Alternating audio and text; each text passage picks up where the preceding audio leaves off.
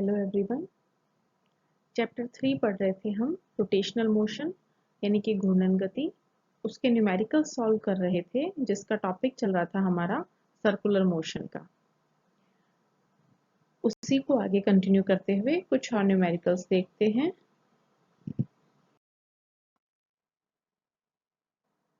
आज का हमारा पहला क्वेश्चन है, A particle is revolving in a circle of radius 10 cm with linear speed of 20 meter per second.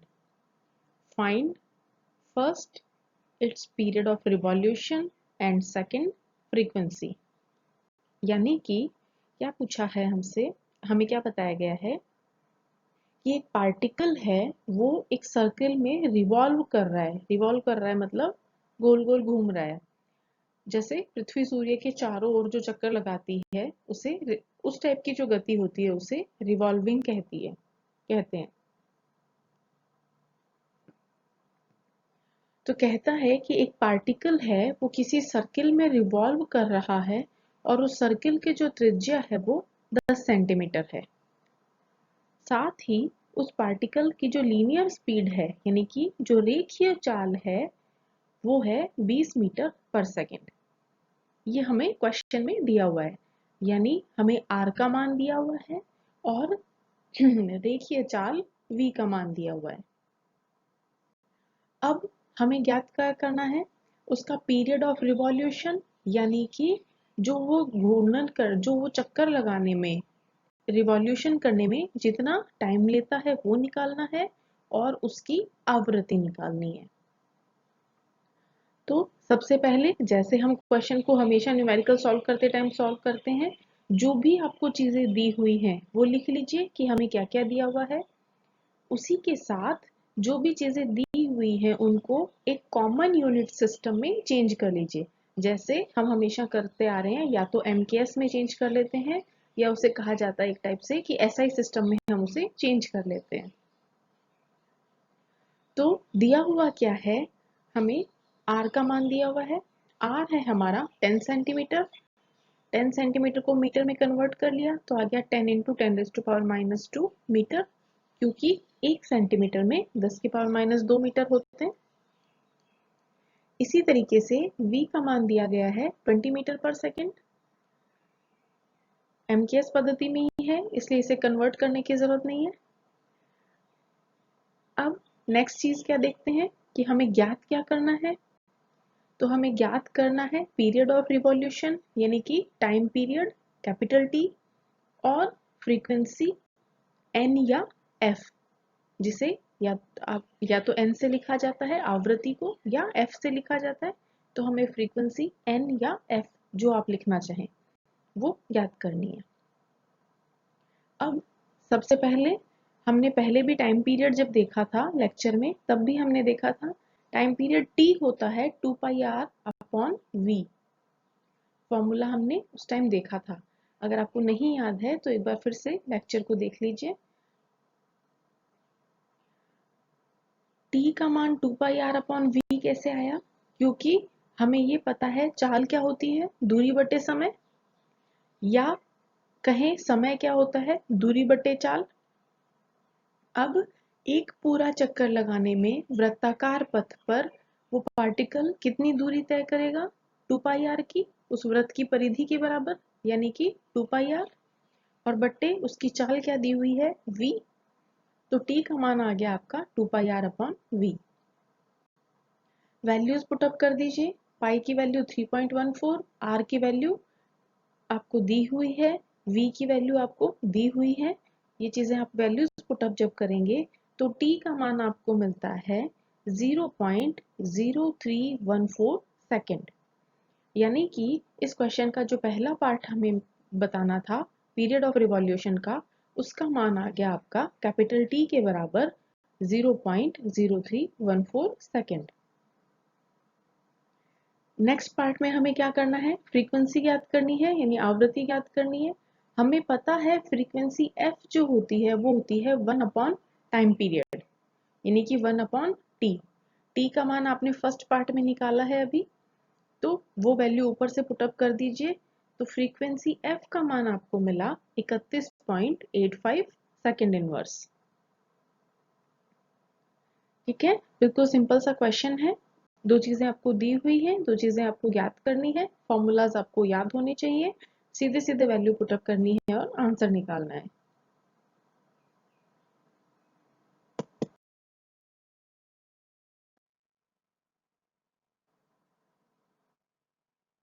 Question 2 हम देखते हैं। An aircraft takes a turn along a circular path of radius 200 meter. If the linear speed of the aircraft is 500 meter per second, find the angular speed and the time required by it to complete the half of the circular path.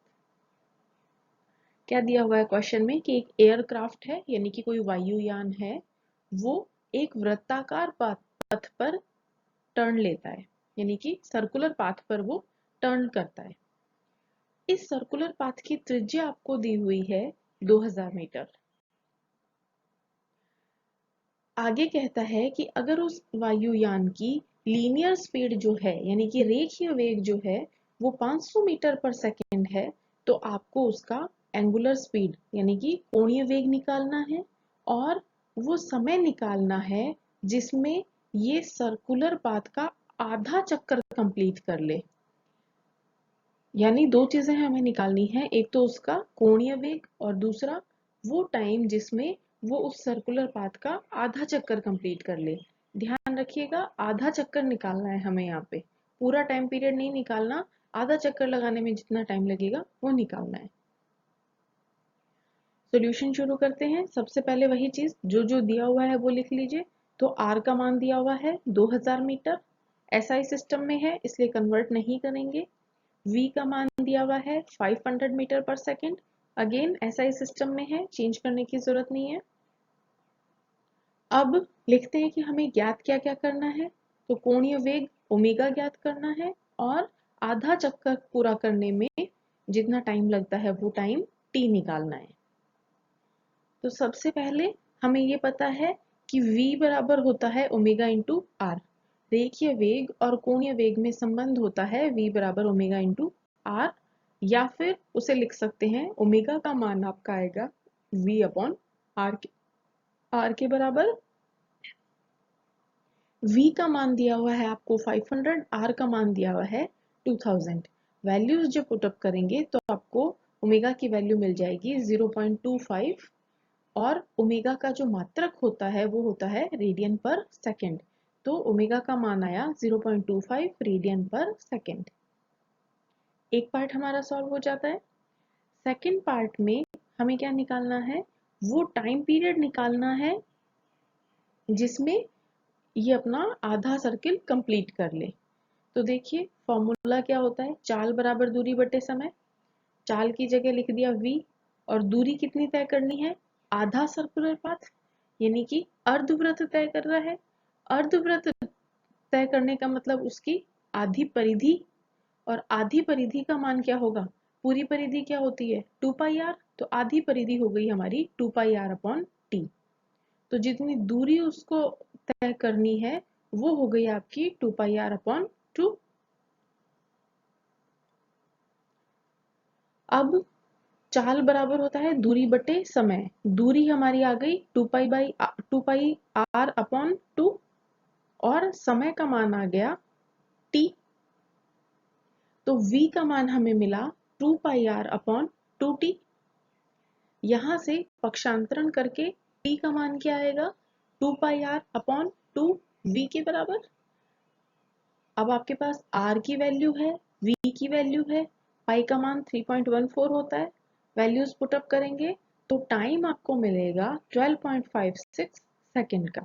यानी ये जो aircraft है ये आधा चक्कर लगाने में 12.56 second का समय लेता है।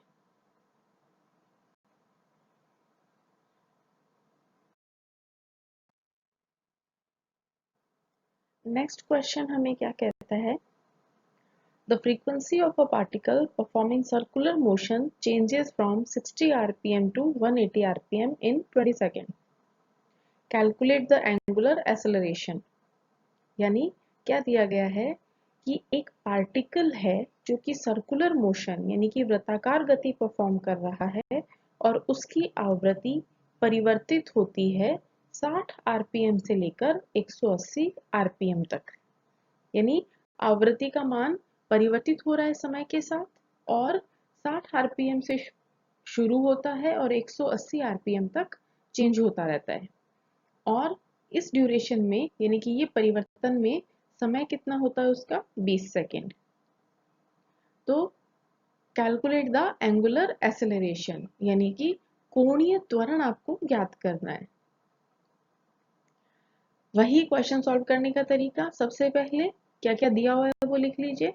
तो मैंने मान लिया इसकी जो आवृत्ति है, आवृत्ति को मैंने n से लिखा है। मान लिया आवृत्ति को स्मॉल n से लिखा जाता है। तो जो पहले इनिशियल आवृत्ति थी, हमारी प्रारंभिक आवृत्ति थी जो 60 आरपीएम दी हुई है, वो मैंने मान ली n1 है और फाइनल जो होती है वो मैंने मान ली n2 है। तो n1 का मान आपको दिया हुआ है 60 आरपीएम, n2 का मान आपको दिया हुआ है 180 आरपीएम और टाइम t का मान दिया हुआ है आपको 20 सेकेंड। अब सबसे पहले इनको SI यूनिट में कन्वर्ट कर लेते हैं। आरपीएम जो है वो आपको मैंने पहले भी बताया था, आरपीएम होता है राउंड पर मिनट, यानी कि 1 मिनट में कितने चक्कर लगाता है। अब देखिए ये कह रहा है कि 60 आरपीएम यानी कि 1 मिनट में कितने चक्कर लगा रहा है, 60 चक्कर लगा रहा है। अब 1 मिनट में 60 सेकंड होते हैं, तो यानी कि 1 सेकंड में कितने चक्कर लगाएगा, 60 से डिवाइड कर देंगे। तो n1 का मान आपको मिलता है 1 रिवॉल्यूशन पर सेकेंड, यानी कि 1 सेकंड में 1 चक्कर। इसी तरीके से n2 आपको दिया हुआ है 180 आरपीएम, यानी कि 1 मिनट में 180 चक्कर लगा रहा है। तो 1 सेकंड में 180 बटे 60 चक्कर लगाएगा, यानी कि 1 सेकंड में 3 चक्कर लगा रहा है, 3 रिवॉल्यूशन पर सेकंड। और t का मान दिया गया है आपको 20 सेकंड। अब हमें ज्ञात क्या करना है, एंगुलर एक्सेलरेशन यानी कि कोणीय त्वरण अल्फा। हम जानते हैं कि अल्फा का मान क्या होता है, delta omega upon delta T होता है। ये हमें कोणीय त्वरण का सूत्र पता है। अब डेल्टा ओमेगा को क्या लिख दिया, ओमेगा 2 माइनस ओमेगा 1, यानी कि कोणीय वेग में जितना परिवर्तन हुआ अपॉन समय कितना है, मान लिया t। अब देखिए कोणीय वेग ओमेगा और हमें क्वेश्चन में दिया हुआ नहीं है, लेकिन हमें आवृत्ति दी गई है। तो कोणीय वेग ओमेगा और आवृत्ति n में रिलेशन होता है, ओमेगा का मान होता है 2 पाई n। तो ओमेगा 2 का मान हो जाएगा 2 पाई n2 और ओमेगा 1 का मान हो जाएगा 2 पाई n1। तो अल्फा कितना आएगा, 2 पाई n2 माइनस 2 पाई n1 अपॉन t। क्या किया है, सिंपल ओमेगा 2 और ओमेगा 1 की जगह 2 पाई n n2 और 2 पाई n1 रख दिया है। अब देखिए 2 पाई दोनों में से कॉमन ले लिया, तो 2 पाई इंटू n2 का मान है हमारे पास 3 और n1 का मान है 1 और t का मान है 20। ये वाली वैल्यूज पुटअप कर दी, तो अल्फा का मान हमें मिलता है 0.6284 रेडियन पर सेकेंड स्क्वायर। यानी जो दिया गया क्वेश्चन था उसके अंदर कोणीय त्वरण अल्फा हमें मिला 0.6284 रेडियन पर सेकेंड स्क्वायर। ठीक है, हमें आवृत्ति दी हुई थी, समय दिया हुआ था और कोणीय त्वरण पूछा था। कोणीय त्वरण होता है delta omega upon delta T और ओमेगा होता है 2 पाई n। ये सारी चीजें यूज करके हमने 1 बाय 1 चीजें पुटअप करते गए और फाइनल कोणीय त्वरण अल्फा हमें मिल गया 0.6284 और मात्रक होता है उसका रेडियन पर सेकेंड स्क्वायर। इस तरीके से ये न्यूमेरिकल हमारा सॉल्व हो जाता है।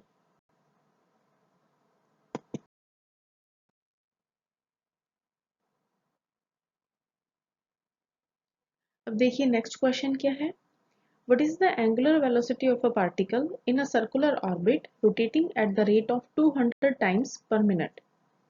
यानी क्या दिया हुआ है क्वेश्चन में कि एक कोई सर्कुलर ऑर्बिट में पार्टिकल मूव कर रहा है या रोटेट कर रहा है 200 टाइम्स पर मिनट, यानी 1 मिनट में 200 बार।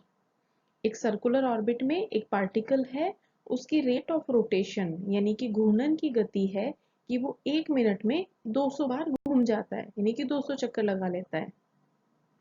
पूछ रहा है कि एंगुलर वेलोसिटी क्या होगी उस पार्टिकल की। ठीक है, तो सबसे पहले देखिए जो दिया गया है हमें, यानी कि रेट ऑफ रोटेशन, घूर्णन की दर क्या होती है। तो देखिए 1 मिनट में जितने चक्कर लगाता है उसे हम कहते हैं आवृत्ति, उस वस्तु की या उस पार्टिकल की आवृत्ति या फ्रीक्वेंसी। तो हमें फ्रीक्वेंसी f का मान दिया हुआ है 200 टाइम्स पर मिनट, यानी कि 200 चक्कर 1 मिनट में। तो फिर फ्रीक्वेंसी हो गई हमारी 200 पर मिनट। अब ये पर मिनट है, इस मिनट को हम SI सिस्टम में चेंज करने के लिए सेकंड में चेंज कर लेंगे, तो हम पर सेकंड निकाल लेते हैं। 1 मिनट में 60 सेकंड होती है, इसलिए 200 टाइम्स पर मिनट यानी फ्रीक्वेंसी f का मान जो 200 पर मिनट था उसको सेकंड में कन्वर्ट करने पर हमें f का मान मिलेगा 200/60 पर सेकंड।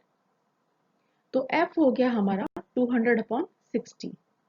निकालना हमें क्या है, एंगुलर वेलोसिटी यानी कि कोणीय वेग। जैसा हम पहले देख चुके हैं, कोणीय वेग और आवृत्ति में संबंध होता है, ओमेगा का मान होता है 2 पाई f के बराबर, या अगर फ्रीक्वेंसी को आपने n से लिखा हुआ है तो 2 पाई n हो जाएगा। कहने का मतलब कोणीय वेग ओमेगा का मान होता है 2 पाई इंटू आवृत्ति के बराबर। आवृत्ति है हमारी 200/60, 2 और पाई का मान हो गया 3.14 और आवृत्ति का मान हो गया 200/60। सारी वैल्यूज पुटअप करने पर ओमेगा यानी कि कोणीय वेग हमें मिलता है 20.93 रेडियन पर सेकेंड। कैलकुलेशन करने पर वैल्यू हमारे पास आएगी 20.93 और कोणीय वेग का मात्रक होता है रेडियन पर सेकेंड, इसलिए ओमेगा का मान आ गया हमारा 20.93 रेडियन पर सेकेंड।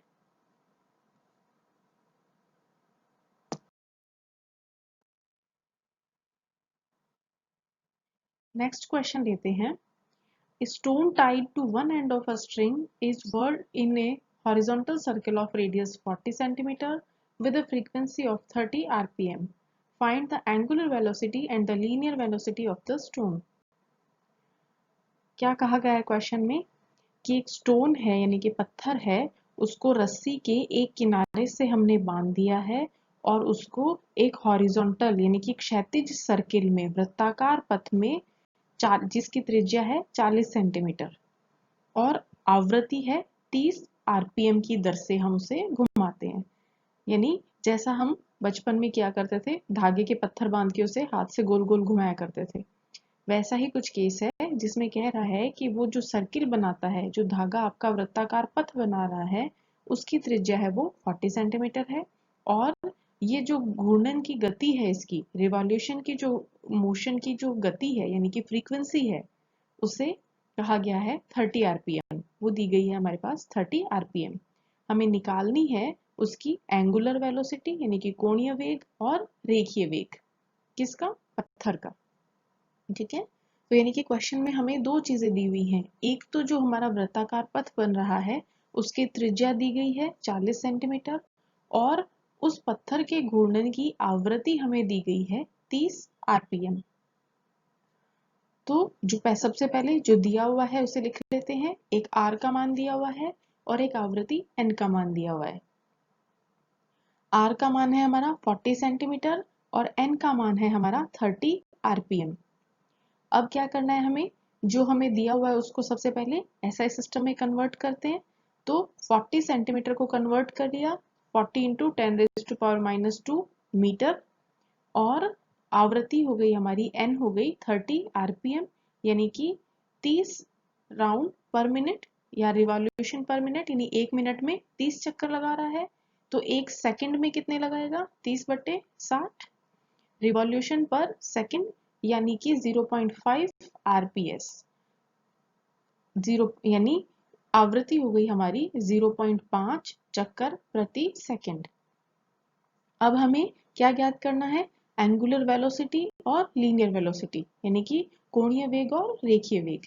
सबसे पहले कोणीय वेग और आवृत्ति में संबंध क्या होता है? ओमेगा बराबर होता है 2 पाई एन के बराबर। ये हम पीछे भी न्यूमेरिकल में देख चुके हैं। तो 2 गुणा पाई का मान 3.14 और n जो है आवृत्ति का मान आपको दिया गया है 0.5। वैल्यूज पुटअप करेंगे तो ओमेगा का मान हमें मिलेगा 3.14 रेडियन पर सेकेंड। कैलकुलेशन से मिल गया 3.14 और ओमेगा का मात्रक होता है रेडियन पर सेकेंड। देखिए मैं बार बार रिपीट कर रही हूँ, मात्रक हमेशा यूज करना है। हम मोस्टली जल्दबाजी में क्या करते हैं, कैलकुलेशन करते हैं और न्यूमेरिकल वैल्यू जो भी आई वो लिख देते हैं, मात्रक लिखना भूल जाते हैं। ध्यान रख के यानी कि याद करके आपको उसका मात्रक भी आगे लिखना है। ओमेगा का मान हो गया 3.14 रेडियन पर सेकेंड। एक पार्ट हमारा यहाँ कंप्लीट हो जाता है। सेकेंड पार्ट में हमें क्या बताना है, उसकी लीनियर वेलोसिटी बतानी है, यानी कि रेखीय वेग बताना है। अब हमें पता है रेखीय वेग और कोणीय वेग में संबंध होता है v बराबर ओमेगा इंटू आर। आर का मान हमारे पास है, ओमेगा का मान हमने अभी फर्स्ट पार्ट में निकाला है, तो v हमारा हो गया ओमेगा इंटू आर। ओमेगा का मान हमारे पास है 3.14 और r का मान हमें दिया गया है 40 इंटू 10⁻²। दोनों की वैल्यूज पुटअप करके जब कैलकुलेशन करेंगे तो v हमें मिलेगा 1.256। ये हो गई हमारी न्यूमेरिकल वैल्यू। इसके साथ ही एसआई सिस्टम में हमें पता है वेग v जो होता है उसका मात्रक मीटर प्रति सेकंड होता है, तो v का आगे मात्रक लिख दीजिए मीटर प्रति सेकंड। तो v हमें मिला 1.256 मीटर पर सेकंड। इस तरीके से ये जो क्वेश्चन हमें दिया गया था इसके दोनों पार्ट के आंसर हमें मिल जाते हैं।